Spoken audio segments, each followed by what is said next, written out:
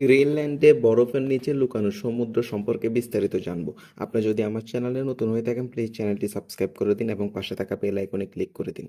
Greenland মূলত বিশাল পরিমাণ বরফে আচ্ছাদিত, যা গ্রিনল্যান্ড আইস শীট নামে পরিচিত।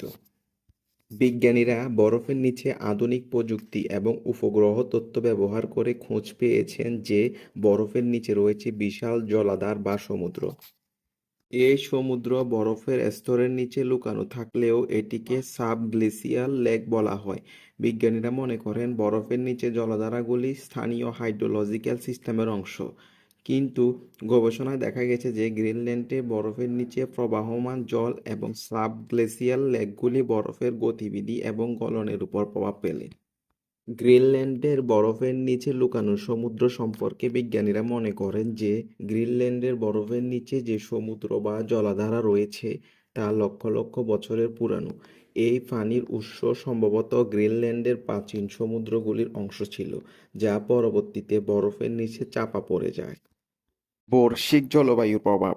বরফের নিচে এই লুকানো সমুদ্র বরফের শিটগুলির গলনকে ত্বরান্বিত করতে পারে। গ্রিনল্যান্ডের বরফ গলে গেলে সমুদ্রপৃষ্ঠের উচ্চতা বাড়তে পারে, যা বৈশ্বিক জলবায়ুর পরিবর্তনে গুরুত্বপূর্ণ ভূমিকা রাখবে। বায়োলজিক্যাল প্রমাণ। বরফের নিচে থাকা জলাধারা বিশেষ ধরনের মাইক্রো অর্গানিজম থাকতে পারে, যারা বহু বছর ধরে বরফের মধ্যে টিকে আছে।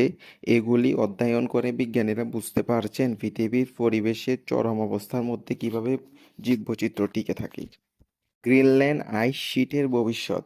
গ্রিনল্যান্ডের বরফ গলে গেলে ভবিষ্যতে এই সাব গ্লেসিয়ার হ্রদগুলো সরাসরি খোলা সমুদ্রের সাথে যুক্ত হতে পারে। এটি পরিবেশ ও পৃথিবীর সামগ্রিক জলবায়ুতে বড় পরিবর্তন আনতে পারে। এগুলা ছাড়াও বিজ্ঞানীরা গ্রিনল্যান্ডের বরফের নিচে অন্যান্য ভূতাত্ত্বিক গঠন এবং স্রোত আবিষ্কার করার জন্য গবেষণা চালিয়ে যাচ্ছেন।